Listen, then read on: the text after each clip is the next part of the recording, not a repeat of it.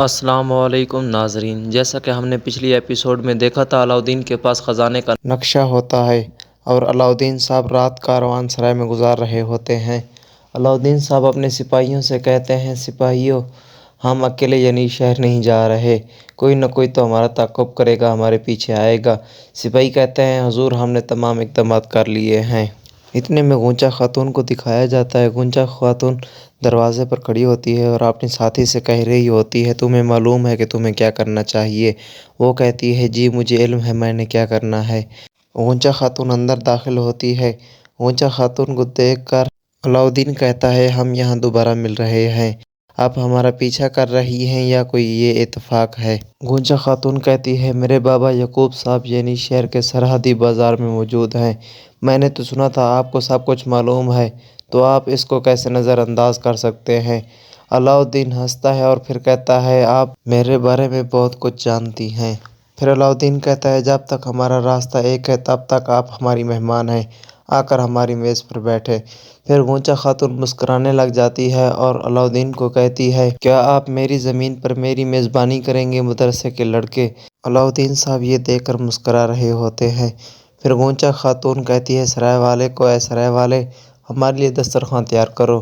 اس کے بعد غنچہ خاتون کی ساتھی کو دکھایا جاتا ہے جو اس ٹائم غنچہ خاتون کے ساتھ دروازے سے داخل ہوئی تھی، جس کو غنچہ خاتون نے بھیجا تھا۔ غنچہ خاتون کی ساتھی کاروان سرائے کے باورچی خانے کے اندر داخل ہوتی ہے اور اندر سے کنڈی لگا دیتی ہے۔ علاؤالدین صاحب کو دکھایا جاتا ہے، علاؤالدین غنچہ کی طرف دیکھ رہا ہوتا ہے اور غنچہ علاؤالدین کی طرف دیکھ رہی ہوتی ہے۔ علاؤالدین کہتا ہے، اے سرائے کے مالک، ہمارے لیے کچھ ایسا کھانا لے کر آؤ جو یہاں کا سب سے مشہور ہو اور لذیذ کھانا ہو۔ وہ کہتا ہے، جو آپ کا حکم سردار۔ اس کے بعد پھر وہ کھانا لینے باورچی خانے چلا جاتا ہے۔ جس ٹائم اندر جاتا ہے تو جو غنچہ کی ساتھی ہوتی ہے وہ اس کی گردن پر چاقو رکھ لیتی ہے۔ وہ کہتی ہے، اگر تم چاہتے ہو کہ تم زندہ رہو اور تمہارا یہ کاروان سرائے سلامت رہے تو جو تمہیں میں کہتی ہوں وہ تمہیں کرنا ہوگا، نہیں تو میں اپنے آدمیوں کے ساتھ یہ کاروان سرائے تمہارے سر کے اوپر گرا دوں گی۔ پھر غنچہ خاتون کو دکھایا جاتا ہے، غنچہ خاتون اپنے ہی دل میں کہہ رہی ہوتی ہے، یہ نقشہ ہمارا ہے اور یہ جو خزانہ ہے یہ میں تمہارے لیے نہیں چھوڑوں گی مدرسے کے لڑکے۔ پھر غنچہ خاتون کہتی ہے، پہلے یہ کھانا کھاؤ، اس کے بعد دیکھیں گے مدرسے کے لڑکے۔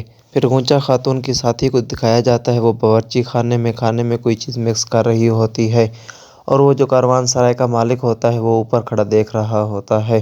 اتنے میں ہی علاؤالدین کا سپاہی اور اس کا ساتھی آواز لگاتا ہے کہ ابھی تک ہمارا کھانا کیوں نہیں لائے، اتنا ٹائم کیوں لگا رہے ہو؟ اور پھر وہ ساتھی اس کا اٹھ کر خود چلا جاتا ہے اندر چیک کرنے کہ اتنا ٹائم کیوں لگا دیا، ابھی تک ہمارا کھانا کیوں نہیں آیا۔ اتنے میں ہی غنچہ خاتون اور اس کے ساتھی تلواروں پر ہاتھ رکھتے ہیں اگر کوئی خطرہ ہوتا ہے تاکہ ہم لڑائی کر سکیں۔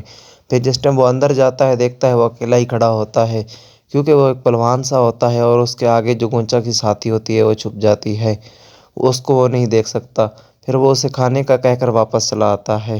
پھر غنچہ کی ساتھی کو دکھایا جاتا ہے، غنچہ کی ساتھی کہتی ہے، خبردار اگر تم نے انہیں کچھ کہا تو۔ پھر وہ کھانا لے کر باہر چلا آتا ہے، پھر کہتا ہے، علاؤالدین صاحب یہ لو کھانا۔ سب سپاہی اپنا کھانا اٹھاتے ہیں اور شروع کر دیتے ہیں۔ جس ٹائم وہ کھانا کھا رہے ہوتے ہیں پیچھے کی طرف سے غنچہ خاتون دیکھ رہی ہوتی ہے اور وہ ہنس رہی ہوتی ہے۔ یہ اپنا کھانا کھاتے رہتے ہیں اور وہ ہنستے رہتی ہے اور وہ اپنے آپ میں ہی سوچتی رہتی ہے، کھاؤ کھاؤ کھانا مدرسے کے لڑکے، اب یہ نقشہ میں تم سے لے کر جاؤں گی۔ پھر یعنی شہر کو دکھایا جاتا ہے اور دروازے سے جرکتہ آواز دیتا ہے، کیا حضور میں اندر آ سکتا ہوں؟ عثمان صاحب کہتا ہے، جی آ جاؤ اندر۔ پھر جرکتہ کا بیٹا اور اولگن خاتون آگے ہوتی ہیں اور پیچھے جرکتہ آتا ہے۔ جرکتہ کو جس حالت میں لیف کے قلعے سے چھڑایا تھا نا اسی حالت میں ہوتا ہے، نہ ہی جرکتہ کپڑے چینج کرتا ہے نہ ہی اپنی حالت بناتا ہے۔ عثمان صاحب جرکتہ کو دیکھ کر خوش ہوتے ہیں لیکن معلون خاتون اور فاطمہ دیکھ کر پریشان ہو جاتی ہے کہ جرکتہ نے ابھی تک تیاری کیوں نہیں کی، انہی کپڑوں میں کیوں ہے۔ عثمان صاحب جرکتہ کو دیکھ کر خوش ہوتے ہیں اور کھڑے ہو جاتے ہیں جرکتہ کو خوش آمدید کرنے کے لیے، لیکن جرکتہ بہت ہی سما ہوا ہوتا ہے اور دیواروں کی طرف اور اوپر کی طرف دیکھ رہا ہوتا ہے اور عثمان صاحب کی طرف دیکھ رہا ہوتا ہے۔ عثمان صاحب خوشی سے آگے بڑھتے ہیں اور کہتے ہیں، اے میرے بہادر جرکتہ، تم آ گئے، مجھے بہت خوشی ہے کہ میرا بہادر آ گیا۔ ادھر آؤ، عثمان صاحب کہتا ہے، آ جاؤ میرے جرکتہ، آ جاؤ میرے بہادر۔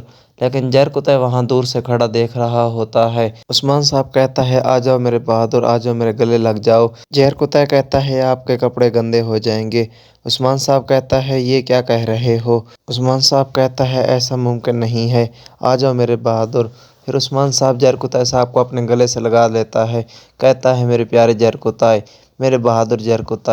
پھر زہر کتا کی تعریفیں کرنے لگ جاتا ہے عثمان صاحب۔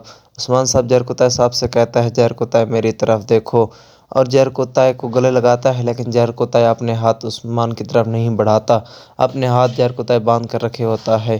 اس کے بعد عثمان صاحب دیکھتا ہے اس کو پریشانی کی حالت میں، آپ ٹھیک ہو؟